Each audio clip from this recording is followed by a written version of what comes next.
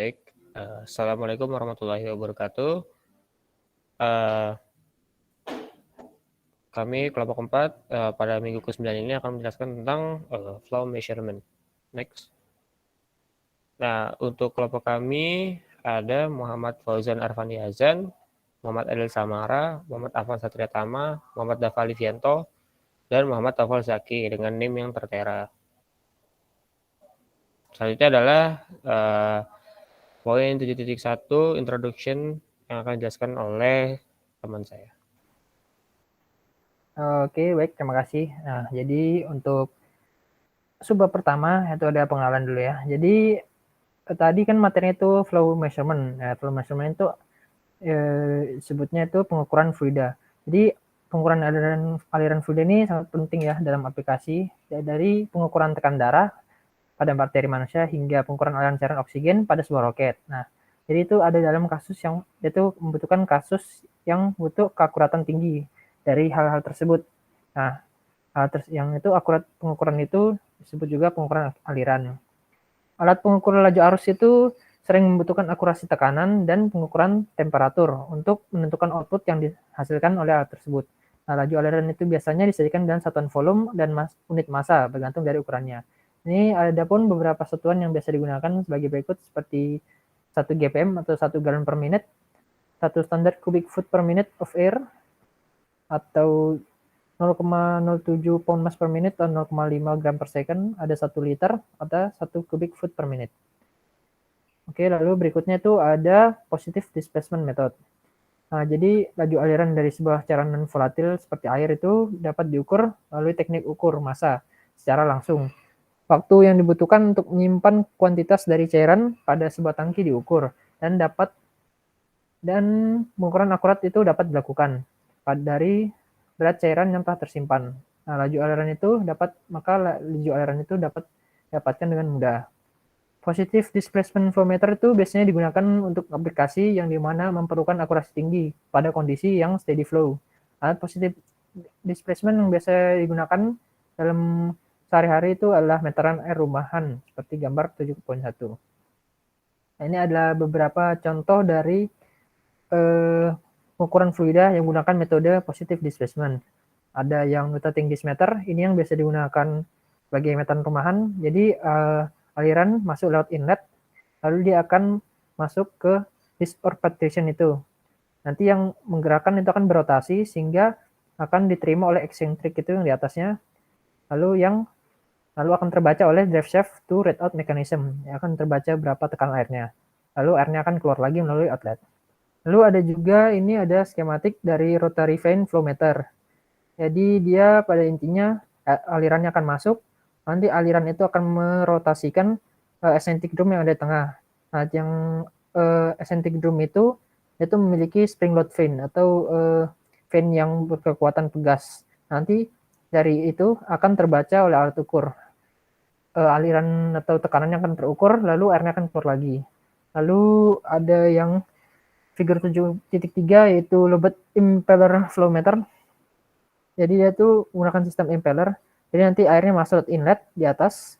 Nanti itu impeller itu nanti airnya akan masuk ke bawah. Nanti dia saling tegak lurus yang impeller sebelah kiri dan sebelah kanan. Jadi tekanan airnya akan terukur dari situ, lalu akan keluar dari outlet.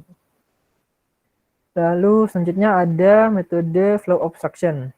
Nah, jadi beberapa tipe flow meter itu ada dikategorikan sebagai alat obstruction. Alat itu biasanya disebut head meter karena adanya ukuran head loss atau pressure drop digunakan sebagai indikator dari laju aliran.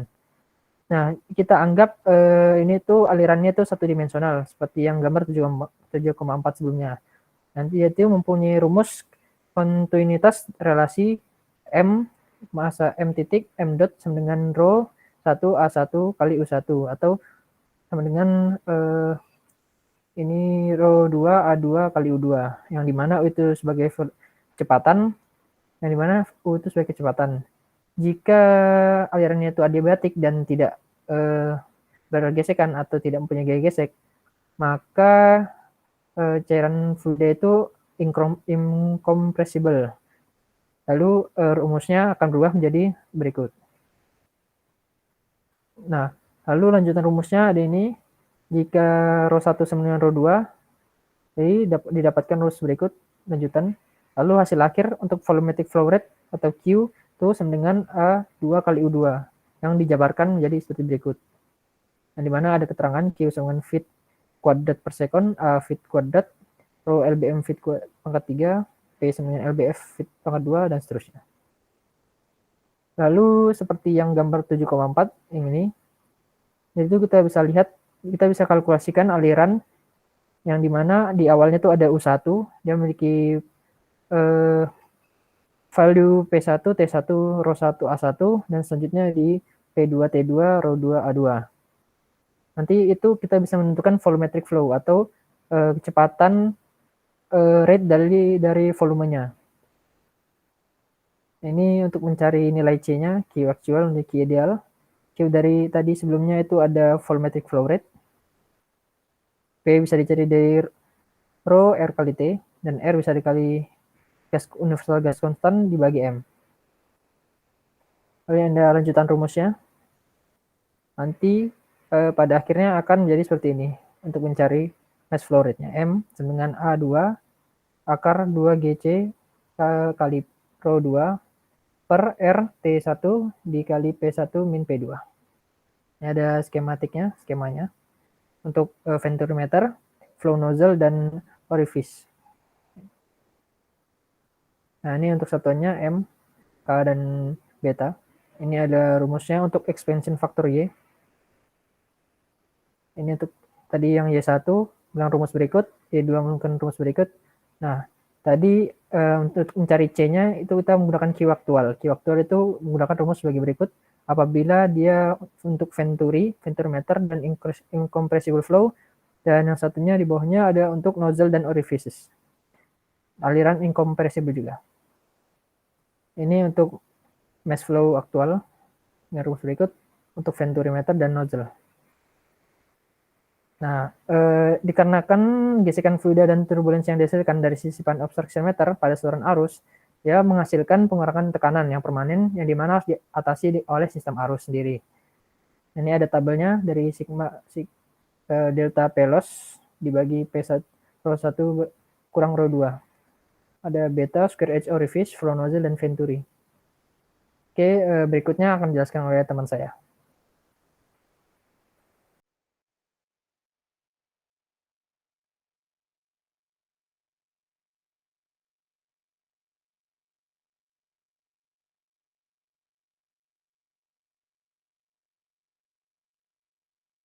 Selanjutnya, practice consideration for obstruction meters atau pertimbangan praktik untuk pengukuran penghalang. Nah, di sini ada yang namanya tabung venturi. Nah, tabung venturi ini memiliki keran tekanan terhubung ke manifold yang mengelilingi bagian hulu dan tenggorokan tabung. Nah, manifold ini menerima sampel tekanan di seluruh bagian sehingga diperoleh rata-rata yang baik. Dan koefisien pelepasan untuk tabung venturi tersebut ditunjukkan dengan batas toleransi. Nah, seperti yang ini, D besar itu untuk menunjukkan pipe diameter inlet dan outletnya atau besar dari pipa inlet atau outlet. Terus D itu ada throat diameter as required atau yang diminta, diameter yang diminta. A itu adalah koefisien 0,25 D sampai dengan 0,75 D untuk 4 inch dan 6 dia lebih kecil dari 6 inch untuk 0,25 D sampai dengan 0,50 D. Dan untuk 6 inch kurang dari 6 inch itu 32 inch. Salah, maaf. Next. Dan materi selanjutnya adalah di bagian 7.5 sonic nozzle. Nah, nozzle sonic juga dikenal venturi aliran kritis atau nozzle aliran kritis. Ini adalah pengukur aliran yang dapat digunakan sebagai standar kalibrasi untuk ukuran aliran gas atau perangkat pengukuran aliran apapun. Next. Kerjanya itulah ketika laju aliran yang cukup tinggi, perbedaan tekanan menjadi cukup besar dan bersamaan. Kondisi aliran didapatkan area aliran minimum. Pada kondisi ini, aliran dapat dikatakan tersedak atau sedikit terhambat alirannya. Dan laju aliran untuk mengambil nilai maksimumnya untuk kondisi masuk. Untuk gas ideal, dengan panas konstan, ketika aliran dalam keadaan tersedak dapat dihasilkan dengan keadaan instropek. Next.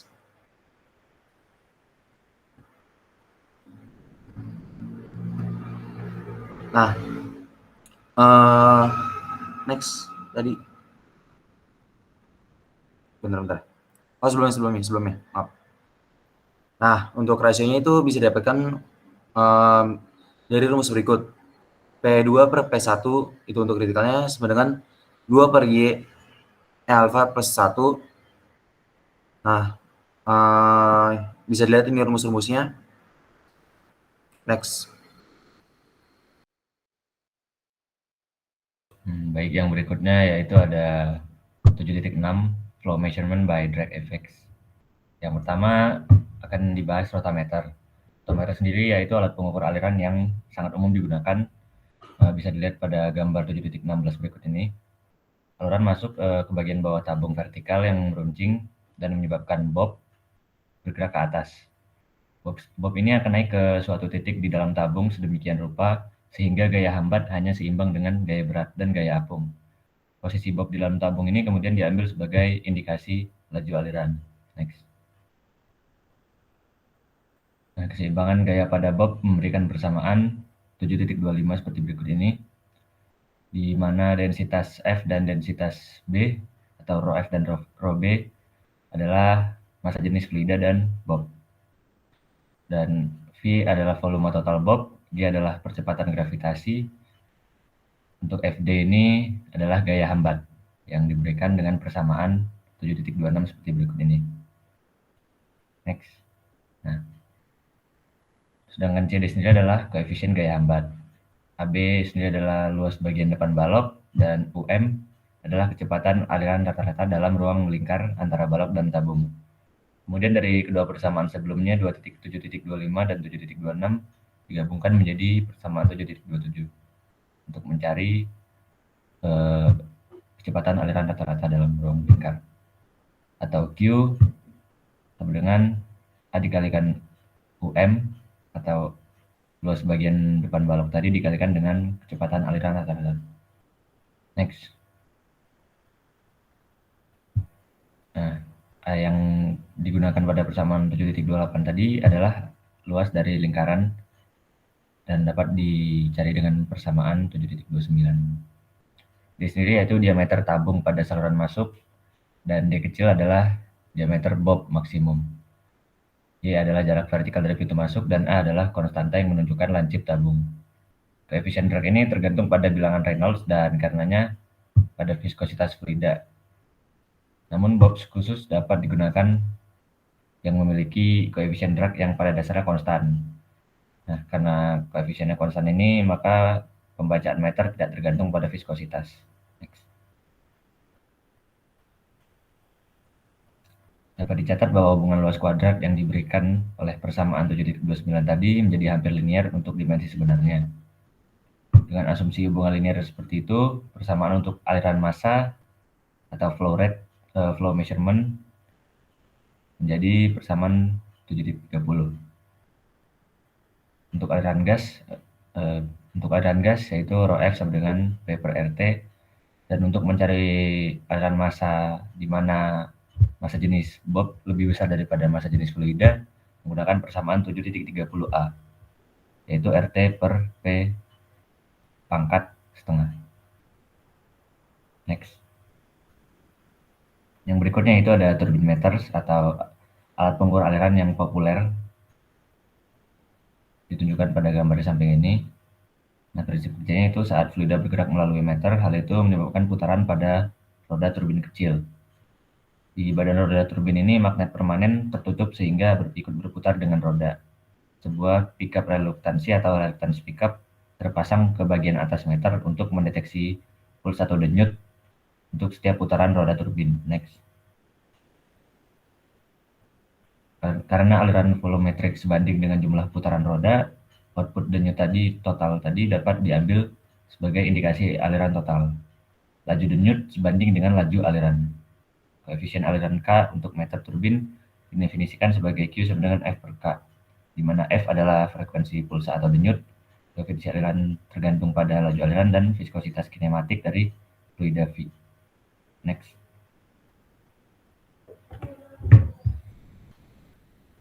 Berikutnya ada vortex shading flow meters. Pengukur aliran pusaran pengukur aliran pusaran beroperasi berdasarkan prinsip yang diilustrasikan pada gambar 7.19 ini. Ketika bluff body ditempatkan di aliran arus, pusaran dilepas secara bergantian dari sisi belakang. Frekuensi pelepasan vortex ini berbanding lurus dengan kecepatan cairan. Next. Nah, sensor piezoelektrik yang dipasang di dalam vortex shader mendeteksi pusaran, dan rangkaian amplifikasi berikutnya dapat digunakan untuk menunjukkan laju aliran sesaat atau aliran total selama interval waktu yang dipilih. Meter dikalibrasi sebelumnya oleh manufakturer atau pabrikan untuk ukuran pipa tertentu. Alat ini umumnya tidak cocok digunakan dengan cairan yang sangat kental atau memiliki viskositas tinggi. Parameter fluida yang mengatur pengoperasian vortex shading meter adalah bilangan Strouhal atau S, yaitu S sama dengan Fs dikalikan D per U, di mana Fs sama dengan shading frekuensi atau frekuensi pelepasan, D adalah diameter atau karakteristik dimensi dari bluff body, dan U adalah kecepatan. Next. Yang berikutnya itu ada ultrasonic flow meters. Nah, efek Doppler ini adalah dasar untuk pengoperasian pengukur aliran ultrasonik atau ultrasonic flow meter. Diilustrasikan pada gambar di samping ini, sinyal frekuensi ultrasonik yang diketahui ditransmisikan melalui cairan, kemudian padatan, gelembung, atau diskontinuitas apapun dalam cairan akan memantulkan sinyal kembali kepada penerima. Next. Karena kecepatan cairan, akan ada pergeseran frekuensi pada penerima yang berbanding lurus dengan kecepatan.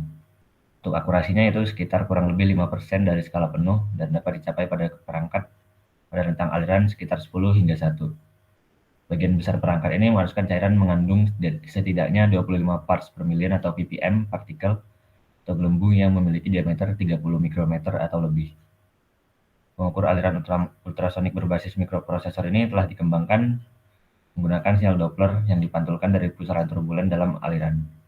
Sangat cocok untuk pengoperasian dengan cairan bersih dan memiliki viskositas yang rendah, namun harganya cukup tinggi. Next. Yang berikutnya ada laminar flow meter. Nah, jika aliran dalam saluran atau tabung adalah laminar, yaitu bilangan Reynolds yang kurang dari sekitar 2000, laju aliran volumetrik berkaitan dengan penurunan tekanan sebesar Q sama dengan V kalikan D pangkat 4 dalam kurung P1 kurang P2 per 128 mikroliter. Nah, untuk bilangan untuk persamaan berikut ini. Next. Nah, nomenklatur untuk elemen aliran laminar seperti itu ditunjukkan pada gambar 7.21 atau pada slide sebelumnya. Aliran massa dengan demikian, flow measurement-nya flow rate-nya dapat diukur dengan mengalihkan rho dengan Q. Jadi jika aliran laminar dapat dipastikan, laju aliran menjadi fungsi langsung dari perbedaan tekanan. Nah, sebuah flow meter laminar ini dapat dibangun dari kumpulan elemen tabung kecil seperti yang ditunjukkan pada gambar 7.22. Jika tabung cukup kecil, aliran laminar dapat dipertahankan. Ada kerugian masuk dan keluar yang terjadi dengan perakitan tabung kecil ini. Kerugian ini tergantung pada konfigurasi geometrik tertentu dari rakitan tabung dan pemasangannya di dalam pipa. Berikutnya ada 7.7 hot wire and hot film anemometers. Hot wire anemometer ini adalah perangkat yang sering digunakan dalam aplikasi penelitian untuk mempelajari berbagai kondisi aliran dengan cepat. Prinsip kerjanya itu sebuah kawat halus dipanaskan secara elektrik dan ditempatkan dalam aliran halus. Laju perpindahan panas dari kawat dapat dinyatakan dalam bentuk persamaan 7.36 berikut ini, di mana TW adalah temperatur dari kabel atau kawat. Kemudian T infinite, yaitu adalah free stream temperature of fluid. Kemudian U adalah fluid velocity atau kecepatan fluida.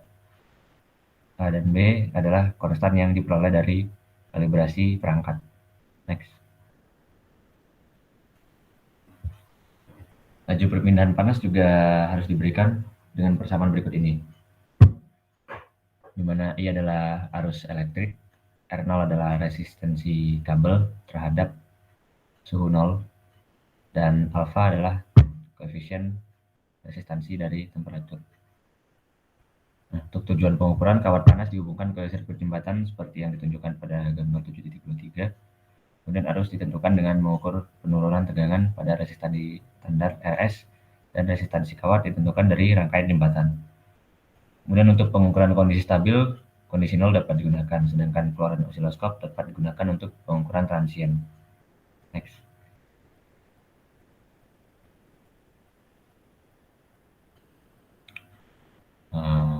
Next.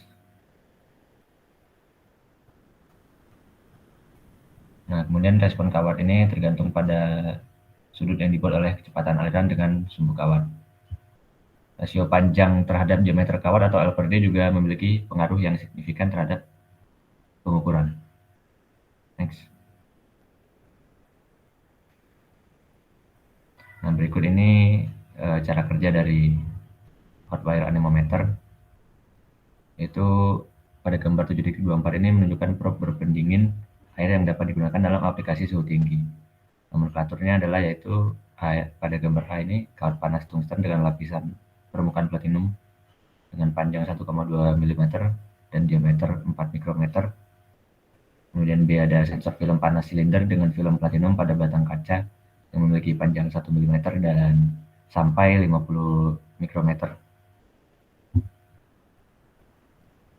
Kemudian pada C ini ada film platinum pada tabung kaca berongga yang memiliki panjang 1,5 mm dan diameter 0,15 mm.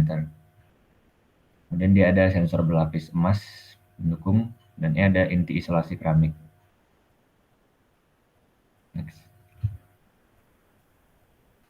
Nah, pelapisan untuk film panas biasanya dicapai dengan lapisan emas yang dilapisi dengan ketebalan sekitar 5 mikrometer. Probe film panas ini sangat sensitif terhadap fluktuasi kecepatan fluida dan telah digunakan untuk pengukuran yang melibatkan frekuensi setinggi 50.000 Hz. Jadi instrumentasi elektronik yang canggih ini diperlukan untuk pengukuran tersebut. Next. Yang berikutnya yaitu ada thermal mass flowmeters.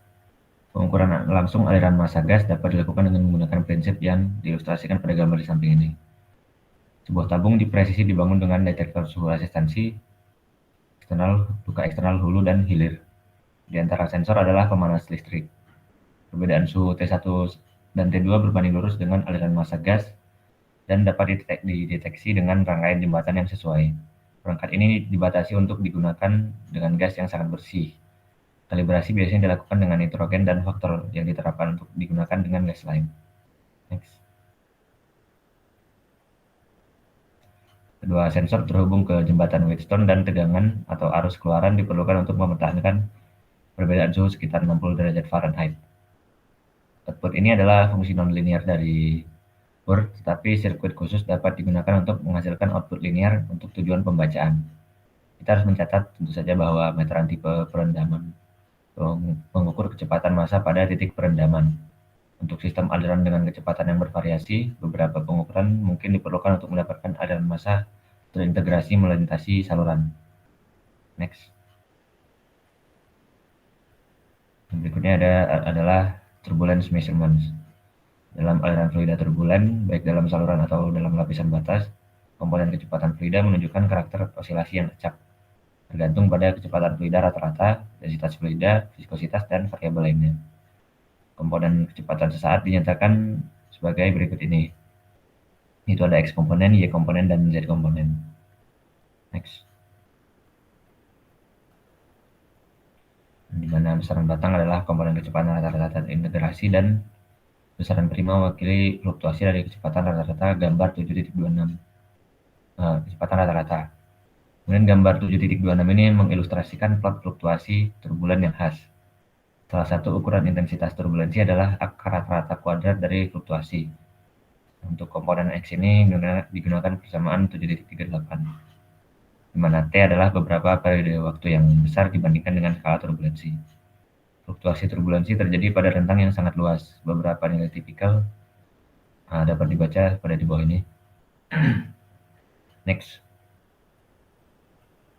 Energi kinetik rata-rata KE atau kinetik energi turbulensi persatuan massa dapat diambil sebagai ukuran intensitas turbulensi total aliran arus. Dengan demikian, didapat persamaan berikut ini. Turbulensi KE per mass. Kemudian, anemometer kor panas atau film panas sangat berguna untuk pengukuran turbulensi karena dapat merespon perubahan kecepatan aliran yang sangat cepat. 2 atau lebih kabel sekaligus titik dalam aliran dapat melakukan pengukuran komponen yang berfluktuasi secara simultan. Berbagai nilai rata-rata dan spektrum energi kemudian dapat dihitung dari tegangan keluaran dari probe. Secara umum, operasi ini dapat dilakukan secara elektronik. Next. Kemudian ada 7.8 atau magnetic flow meters. Pertimbangkan aliran fluida konduktor melalui medan magnet, seperti yang ditunjukkan pada gambar 7.27. Karena fluida mewakili konduktor yang bergerak di medan, akan ada tegangan induksi yang sesuai dengan persamaan berikut ini, di mana B adalah magnetic flux density, dan kemudian ada U, kecepatan dari konduktor yang satuannya cm per second, kemudian ada L yaitu panjang dari konduktor, satuannya cm. Next. Nah, panjang konduktor ini sebanding dengan diameter tabung dan kecepatan sebanding dengan kecepatan aliran rata-rata. Kedua elektroda ini mendeteksi tegangan induksi yang dapat diambil sebagai indikasi langsung dari kecepatan aliran. Dua jenis flowmeter magnetik ini digunakan secara komersial. Satu jenis memiliki linear pipa non-konduktor dan digunakan untuk cairan dengan konduktivitas rendah seperti air. Elektroda dipasang sehingga rata dengan linear non-konduktor dan membuat kontak dengan cairan. Medan magnet bolak-balik biasanya digunakan dengan meter ini karena outputnya rendah dan membutuhkan amplifikasi. Kemudian jenis kedua dari pengukur aliran magnetik adalah yang digunakan dengan cairan dengan konduktivitas tinggi, terutama logam cair. Pipa baja tahan karat digunakan dalam kasus ini, dengan elektroda terpasang langsung ke bagian luar pipa dan berlawanan secara diametris satu sama lain. Next. Kemudian yang berikutnya akan disampaikan oleh Avan. Oke, selanjutnya poin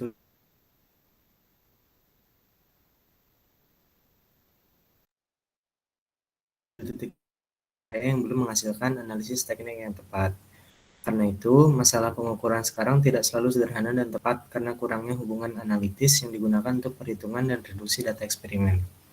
Interpretasi data yang melibatkan turbulensi atau pengukuran lapisan batas yang rumit, kental, dan efek gelombang kejut adalah tidak mudah. Seringkali aliran dapat diubah sebagai akibat dari probe untuk mengukur profil tekanan, kecepatan, dan suhu sehingga tidak pasti tentang efek yang telah diukur. Kemudian visualisasi aliran dengan metode optik menawarkan keuntungan bahwa ketika dijalankan dengan benar, itu tidak akan mengganggu aliran fluida dan dengan demikian memberikan alat tambahan kepada eksperimentalis untuk digunakan bersama dengan perangkat pengukuran lainnya. Kemudian dalam beberapa kasus, teknik visualisasi aliran dapat digunakan untuk pengukuran parameter aliran dengan tepat. Sementara dalam kasus lain, teknik ini hanya berfungsi untuk memberikan informasi kualitatif mengenai perilaku aliran secara keseluruhan. Next. Kemudian mempertimbangkan medan aliran gas seperti gambar di bawah ini, arah alirannya tegak lurus dengan sudut Z. Cahaya yang masuk dibelokkan melalui sudut yang merupakan hasil gradien densitas dalam suatu aliran. Bisa dilihat ini merupakan skematik dari flow visualization methods. Next. Kemudian sudut defleksi untuk gradien densitas kecil dapat dijelaskan oleh persamaan berikut yang terlampir seperti gambar ini, di mana L-nya itu merupakan lebar dari medan aliran, Rho adalah densitas lokal, kemudian Rho S adalah referensi kepadatan yang biasanya digunakan pada kondisi standar, dan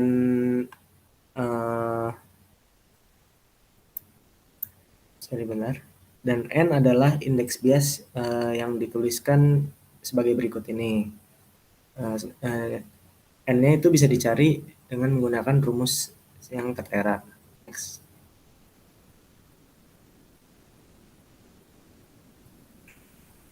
Kemudian poin 7.10 the shadow graph. Teknik bayangan itu merupakan metode untuk melihat secara langsung fenomena aliran. Shadow graph itu sendiri merupakan sebuah perangkat optik yang sangat sederhana dan efeknya dapat terlihat pada fenomena sehari-hari secara kasat mata dan hanya menggunakan cahaya ruangan. Bagaimanapun juga, metode ini sangat berguna untuk melihat daerah aliran turbulen dan dapat menghasilkan lokasi dari gelombang kejut dengan sangat presisi. Berikut dapat dilihat juga skema dari shadow graph. Next. Kemudian poin 7.11 di Schlieren. Schlieren itu merupakan sebuah perangkat yang berfungsi untuk menunjukkan gradien densitas. Dapat dilihat dengan diagram skematiknya di kiri ini. Nah, untuk mempertimbangkan diagram skematik berikut, cahaya dari sumber celah AB dikolimasikan. Dikolimasikan itu adalah proses perubahan berkas cahaya sinar yang pengubahan berkas cahaya atau sinar yang berpencar menjadi berkas jajar. Itu artinya dari kolimasi. Nah, cahaya dari sumber celah AB dikolimasikan oleh lensa LY dan difokuskan pada bidang 1 di bagian uji. Setelah cahaya melewati lensa L2, dihasilkan bayangan terbalik dari sumber pada bidang fokus 2. Kemudian lensa L3 lalu mengarahkan gambar bagian uji pada layar pada bidang 3. Next. Selanjutnya poin 7.12 the interferometer. Interferometer adalah sebuah instrumen yang paling presisi untuk visualisasi aliran. Interferometer ini sendiri biasa digunakan untuk mendapatkan pengukuran langsung dari variasi densitas dalam sesi pengujian. Jika nilai densitas pada pengujian atau BIM 1 berbeda dengan yang ada pada BIM 2, maka akan terjadi perubahan sifat bias pada media cair. Tetapi jika sifat optiknya sama pada BIM 1 dan BIM 2, maka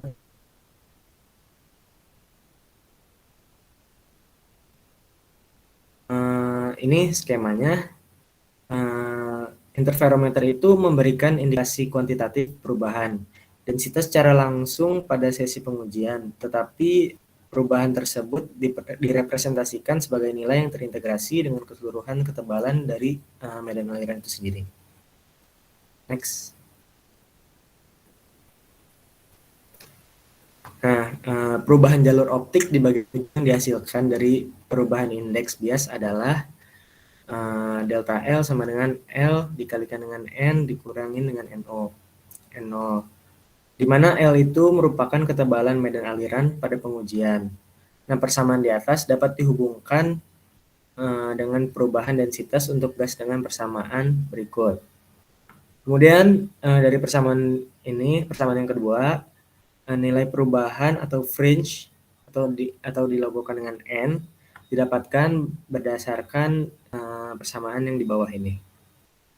Next.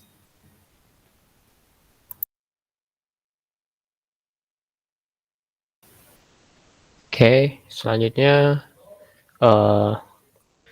poin 7.13 itu tentang the laser Doppler anemometer. Anemometer laser itu sendiri adalah satu device yang dapat yang menawarkan non-disturbance dari suatu metode optik, juga memberikan pengukuran kuantitatif yang sangat tepat dari fluktuasi turbulensi yang berfrekuensi tinggi. Nah, satu skema yang mungkin terjadi dari LDA dapat ditujukan pada di bawah ini.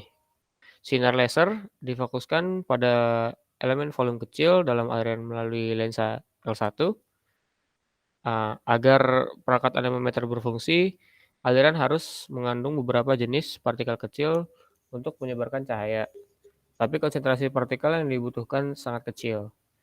Dua lensa tambahan L2 dan L3 diposisikan untuk menerima sinar laser yang ditransmisikan melalui untuk L3 melalui cairan dan sebagian dari sinar yang dihamburkan melalui sudut theta untuk lensa L2. Nah, cahaya yang dihamburkan mengalami pergeseran frekuensi Doppler yang berbanding lurus dengan kecepatan aliran. Bagian sinar yang tidak terhambur dikurangi intensitasnya oleh filter densitas netral dan digabungkan kembali dengan sinar yang dihamburkan melalui pemecah sinar. Anemometer harus dibuat sedemikian rupa sehingga sinar langsung dan sinar tersebar menempuh jalur optik yang sama agar interferensi dapat diamati pada tabung photomultiplier yang sebanding dengan pergeseran frekuensi. Next.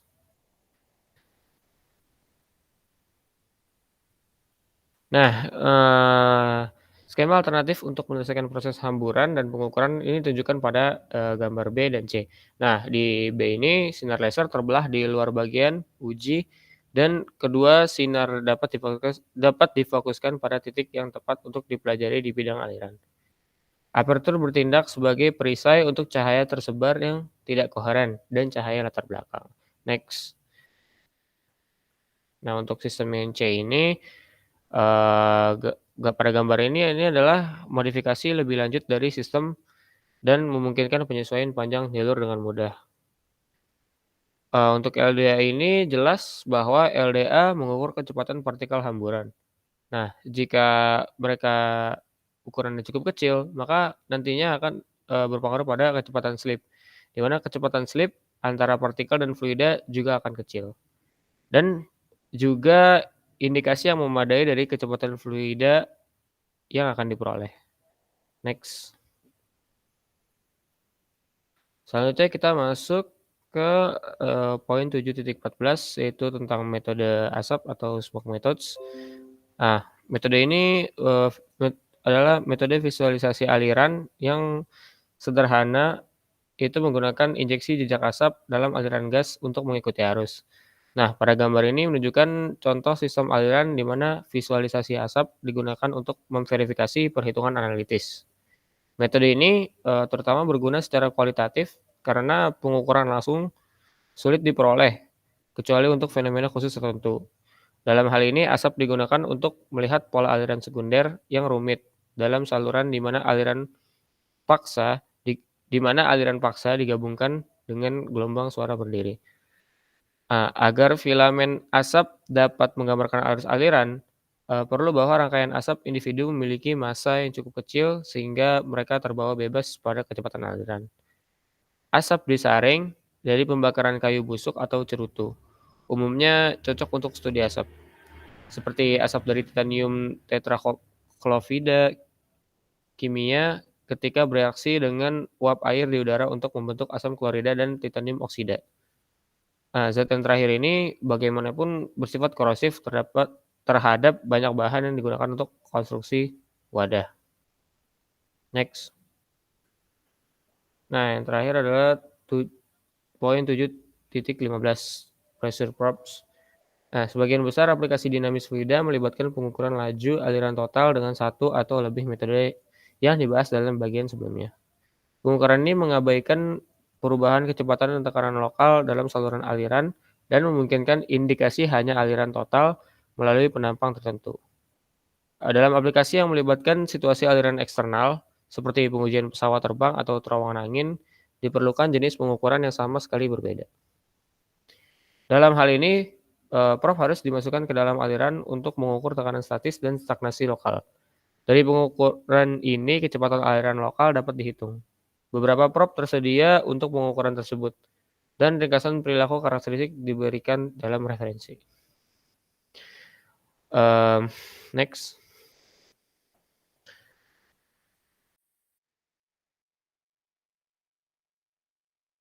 Oke, selanjutnya ada 7.16 impact pressure in supersonic flow. Jadi kita anggap aja tadi ada input probe yang digambarkan di gambar 7.45, itu terekspos oleh uap bebas dari supersonic flow yang dimana M1 itu lebih dari 1. Nah, jadi a shock wave atau ya. Gelombang kejut itu akan terform di depan dari probe yang digambarkan. Jadi total tekanan yang terukur dari probe itu jadi bukan menjadi free stream total pressure seperti sebelumnya. Tapi mungkin saja untuk menggambarkan impact pressure tersebut pada probe-nya itu ada istilah dari free stream static pressure dan free stream Mach number yang menghasilkan persamaan sebagai berikut. Yang dimana P infinity itu adalah free stream static pressure dan P02 itu measured impact pressure atau tekanan impact yang terukur di belakang normal shockwave, di belakang gelombang kejut yang normal. Persamaan ini itu valid ya untuk angka Reynolds yang didasari oleh diameter dari probe tersebut apabila lebih dari 400. Pada persamaan sebelumnya 756 itu disebut juga Rayleigh Supersonic Pitot Formula. Jadi kita bisa lihat bahwa nilai dari Mach number yang harus kita ukur itu terdiri dari free stream static pressure. Jadi itu dimungkinkan untuk membuat pengukuran dengan kalibrasi probe yang spesial. Lalu itu ada gambarnya. Impact tube in supersonic flow. Jadi apabila M1 lebih dari 1, nanti ada yang arah ke dalam itu ada P01 dan P infinity. Lalu akan terhambat sehingga membentuk sebuah lengkungan yang dimana M2-nya di atas, lalu di bawahnya ada PO2 yang terbagi. Nah, karena terbagi itu akan ditimbulkan gelombang kejut shockwave di bawah dan di atas. Oke, masuk ke poin terakhir yaitu poin 7.17. Ini ringkasan. Akurasi yang dinyatakan untuk berbagai flow meters dapat ditingkatkan dengan kalibrasi yang sesuai. Tentu saja secara keseluruhan akurasi penentuan flow rate juga tergantung pada akurasi pembacaan dari peralatan itu sendiri. Sebagai contoh, Venturi mungkin dikalibrasi dengan sangat hati-hati pada 0,5%. Tapi jika digunakan dengan instrumen mentah untuk pengukuran tekanan diferensial, pasti hasilnya akan lebih tidak presisi dibandingkan dengan yang sudah dikalibrasi. Sekian dari kelompok kami, kurang lebihnya mohon maaf. Wassalamualaikum warahmatullahi wabarakatuh.